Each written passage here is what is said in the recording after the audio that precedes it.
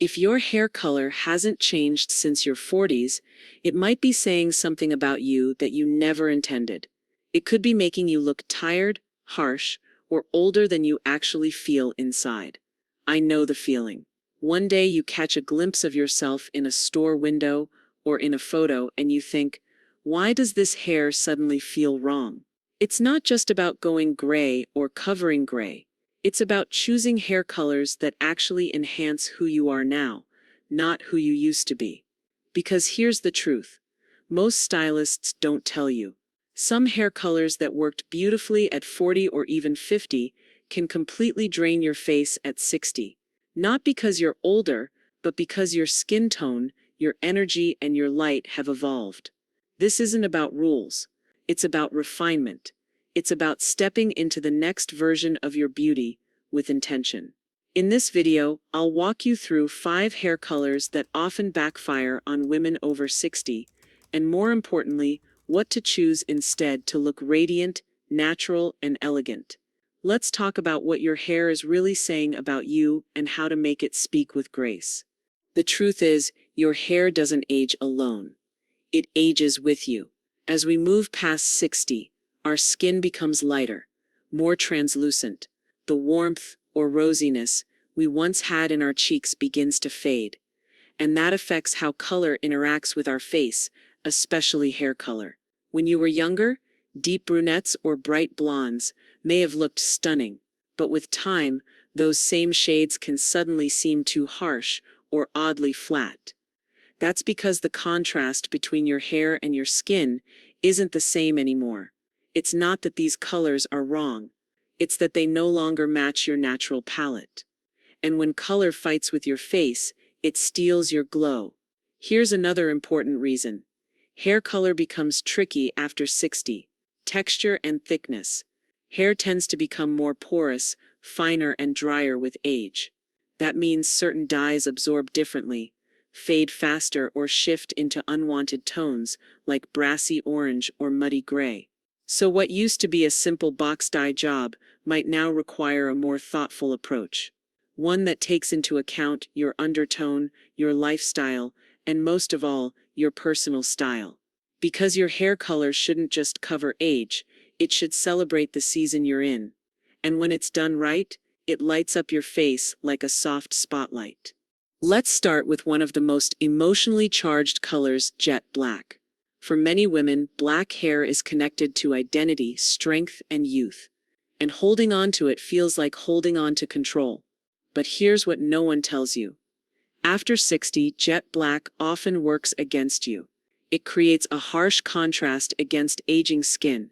Instead of softening and illuminating your face, it can cast shadows that highlight fine lines, dullness, and uneven texture. It also amplifies something few talk about, regrowth stress. With black dye, the line between your natural gray and dyed hair is sharp, which means frequent touch-ups and a never-ending cycle of upkeep. But the solution isn't to suddenly go grays if you're not ready. Instead, consider softening the black. With rich espresso browns, deep chocolate, or even adding lowlights to break up the density. These shades still honor your depth, but they bring warmth, dimension, and a more natural harmony with your skin. Stylists trained in mature color blending can help you gently shift away from stark black, without feeling like you've given up your identity. Remember, letting go of jet black isn't letting go of power. It's choosing a version of yourself that's more refined, more radiant, and completely aligned with the woman you are now. Hair color 2. Overly cool ash blondes, or grays. Ashy tones are everywhere these days. Platinum blondes, silver grays, icy whites. And it makes sense. These shades are trendy, they look polished, and they feel like a bold move toward embracing aging. But here's what happens when women over 60 go too cool with their hair color, especially in blonde or gray tones. It can wash out your natural warmth. Instead of brightening your face, it actually fades it. As we age, we tend to lose pigment not just in our hair, but in our skin and lips too. So when your hair is a cold, steely ash, and your skin has already softened in color, the total effect can feel ghostly. Instead of looking elegant, it can make you look tired, cold, or unwell. The fix isn't to swing all the way to golden, but to find a middle ground. Think champagne blondes, creamy silvers, or beige blondes. These still feel modern, but they bring life back to your complexion. If you've gone fully gray, toners can help. A slight violet or beige glaze can remove yellow tones, but still keep the gray from feeling too stark. The goal is never to look fake. The goal is to look fresh. You want your hair to enhance your features, not drain them. Color should never overpower your face. It should support it, like good lighting in a beautiful room. And overly cool tones often cast shadows where you need brightness the most. Now let's talk about a different kind of problem. Too much warmth. You've probably seen it, or maybe experienced it yourself. You try to bring warmth into your hair, but it turns into a dull brass, or worse, a harsh orange glow. This usually happens when we try to hold on to once vibrant reds, golden browns, or even warm blondes without adjusting for age and skin tone. The result? A hair color that competes with your complexion and can actually make your skin appear more sallow or ruddy. Here's why it happens. As hair becomes more porous with age, it absorbs and holds onto red and orange tones much more easily. Even a warm brown can oxidize and turn brassy over time, especially with sun exposure, heat styling, or low-quality dye. So while warmth can be beautiful, too much of the wrong kind can age you instead of enhance you. So what works better? Try neutral to soft warm tones like light caramel, golden chestnut, mushroom brown, or even soft cinnamon if you love red. These colors give richness without the rust. The key here is balance. You want warmth that flatters, not warmth that overwhelms. A good colorist can blend cool and warm tones to create natural dimension and prevent the dreaded brass. Your hair should feel like a soft complement to your skin, not a distraction from it. And if your color starts looking more sun-faded copper pot than golden elegance, it's time to reassess. Let's talk about bold color choices, like vibrant reds, purples, blues, or fiery coppers. These shades are often used to make a statement, to push back against the idea that women over 60 have to fade into the background. And while there's nothing wrong with color expression, it's important to ask, is this color bringing attention to your beauty, or is it creating distraction from your elegance? The challenge with unnaturally bright hair after 60 is that it often clashes with the softness of mature features. Instead of elevating your look, it can compete with your eyes, your skin, and even your clothing. In many cases, it draws the gaze to the hair itself, not to you. And here's something deeper. Sometimes these colors stem from a fear of becoming invisible, but boldness doesn't have to mean loud. True beauty at this age whispers confidently. So what's a more flattering path? Try dusty rose, muted auburn, deep plum with brown undertones, or soft burgundy. These shades give you personality, but they still honor the maturity of your face and the depth of your story. There's a big difference between being seen and being centered. The right color will make people notice your eyes, your smile, your energy, not just your hair. You don't have to go bright to stay bold.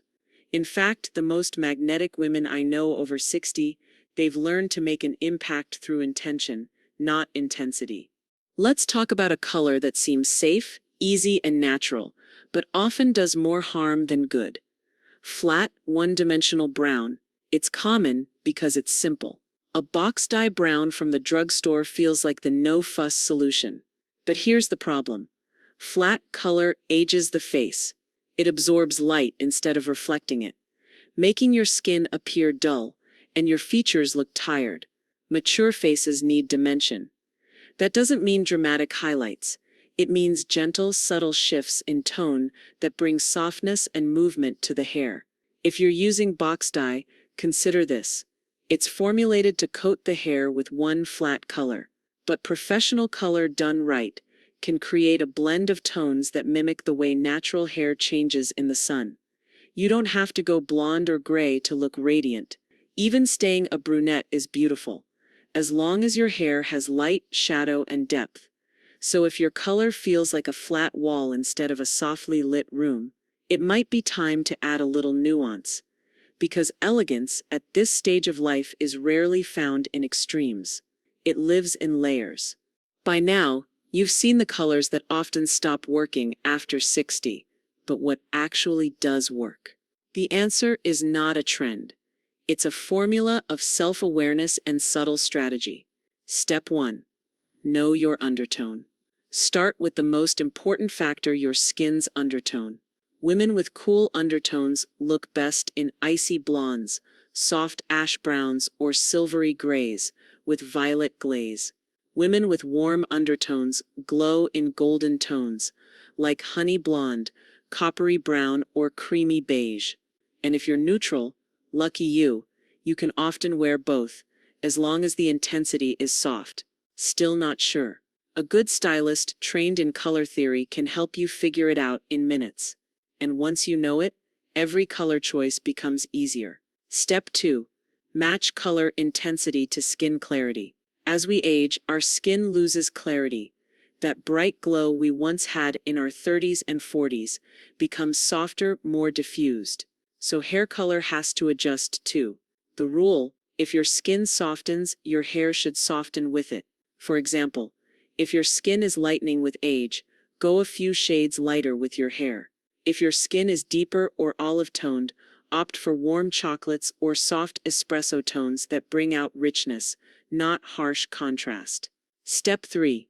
Respect your natural coloring, but don't be ruled by it. Many women feel tied to the hair color they've always had, dark brown, red, even black, because it feels like part of their identity.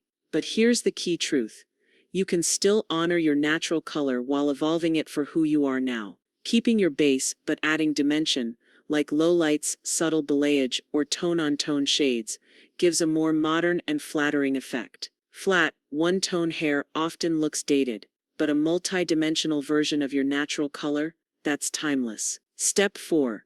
Work with a stylist who understands mature hair. Not all stylists are trained to color mature hair well. You want someone who understands how porosity, texture, and regrowth change with age. Ask your stylist for a low-maintenance plan that includes toners, glosses, or soft grow-out techniques, like root melting or shadow roots. These little techniques extend your color life and reduce maintenance stress. Here's one more layer to think about: how your hair color works with your personal style.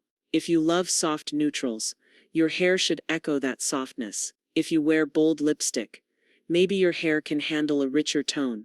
And don't forget the role of lighting. What looks good under salon lights might look completely different in natural light or on Zoom calls. Choosing the right hair color after 60 isn't about following trends or clinging to the past. It's about choosing what reflects your energy, your essence, and your elegance today. Still not sure what direction to take? Here are 2 bonus hair colors mature women often don't consider, but should. These shades are sophisticated, flattering, and quietly bold, without being overpowering. Bonus color 1. Rose Gold Brunette. Rose gold isn't just for millennials. When blended into a soft brunette base, rose gold reflects light beautifully on mature skin, especially if you have neutral or cool undertones. It's not about looking trendy. It's about bringing a touch of warmth, femininity, and artistry to your hair. And it works especially well for those who wear soft pinks, creams, or dusty colors in their wardrobe. Bonus color 2. Soft Mushroom Blonde. If platinum blonde feels too cold and golden blonde feels too brassy, try Mushroom Blonde. It's a cool neutral shade that mixes soft ash, beige, and brown into a truly modern blend. Mushroom Blonde works beautifully on women with cool or neutral undertones, and it's forgiving with regrowth. Plus, it pairs perfectly with silver jewelry, soft grays, and elegant neutrals. At this stage of life, the best hair color isn't the one that hides age. It's the one that reveals radiance, that reflects light back into your eyes, that tells the world, I'm not trying to look younger, I'm just showing up fully, exactly as I am.